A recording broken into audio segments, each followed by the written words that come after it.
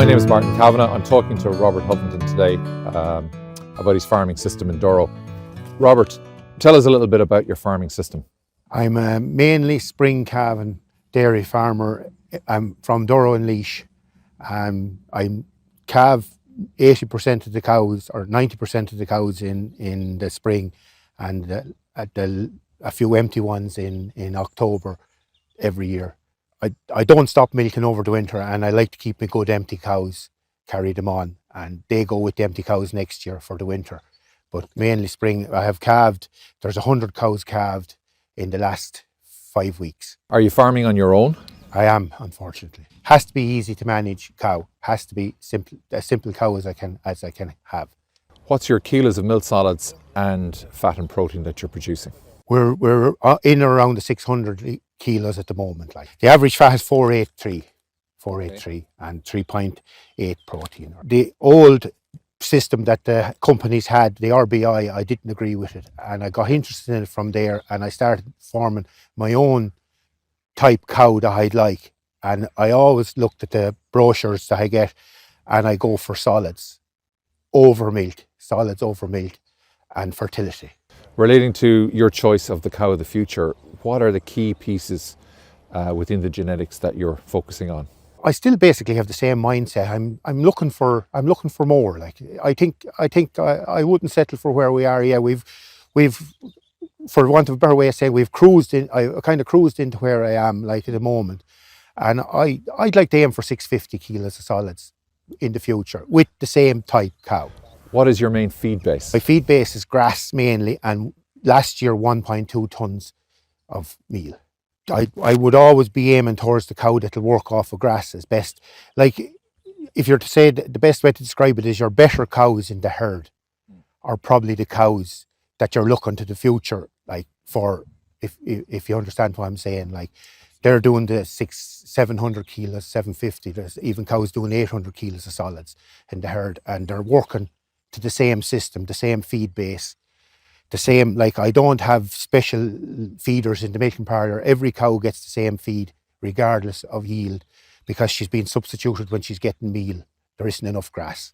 Tell me a little bit, Robert, about why you've chosen to go AI completely. Any cow that has a problem, temperament, feet, anything, I'll put a beef straw in her.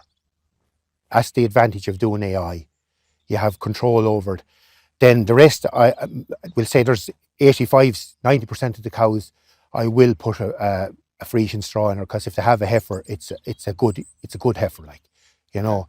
And going forward, maybe I might lean a little bit more towards, from my own point of view, of going the dairy side of it a little bit earlier. We'll stop it a little bit earlier, like, and finishing up with more, we'll say, the beef end of it, that I sell all the calves, that they're gone and I'm free of them. Like, what are your goals when you're selecting bulls through AI for your beef system, for dairy beef? What's influencing your choice? My goal with the beef system is to supply a calf that's in demand for the beef man. I'll be honest with you, I don't know an awful lot about the beef end of it, like, so I'm kind of just going on what I think is right. Like, the beef side of my enterprise is all about me not having hardship. So, like, if the beef bull doesn't, if he's causing me that, I won't be using him, like, you know. So calving ease is absolutely essential. I don't want to be getting up in the middle of the night to calve cows, to pull calves out of cows. And I have, as of now, I have 100 cows calved, and I have been in the yard about 4 times this year during the night. Tell me a little bit about your heat detection system. My heat detection system is tail paint. You also use some vasectomized bulls? I do. I have two teaser bulls to go with the heifers, and they might come back to the cows, but in general, I don't bring them home to the cows now. I just use the tail paint. When you're milking the cows twice a day, if the tail paint is gone, it's a no-brainer. Why don't you use stock bulls? My honest answer is, a long time ago, I thought the worst AI bull is better than the best stock bull, and I've never lost that. And I can't go back to a bull. I just couldn't. It's not in me to do it. Like, can you give us some advice on what you could have done better in your journey to get to where you are today? Well, I don't think you can be too good at the grass. That's my honest opinion.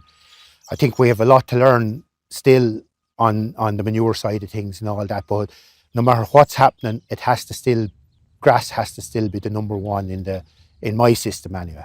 Explain to me, Robert, why you're not choosing milk volume, or milk volume is not the major criteria that you're selecting for AI in your bulls. Well, again, it's back to, this is purely my own theory, but if the bull is producing 300 kilos of milk extra to get the solids, that's not the answer to the problem for me anyway. What I like is the bull that, if he is producing a positive, let it be a small positive with a big solids percentage in his heifers, we'll say. And that, well, in my head anyway, that has to be bringing up my solids. And the proof is in my herd at the moment. Like, I've done it since I left school. Like, I have had this theory, and I've gotten to where I am, like, doing what I'm doing. So, like, I think I must be doing something right. That's basically the size of it. I have no control over the co-op price of milk, but I have control over the extra cent, or 5 cent or 10 cent that I can get for the solids, which at the moment is, my base price last year was 45 cent for milk. So that's the 10 cent there from Glanbia, or the 9 cent from Glanbia. That's the important money to me. That's the money I have control over. It's there for me to get if I'm good enough to get it out of the system.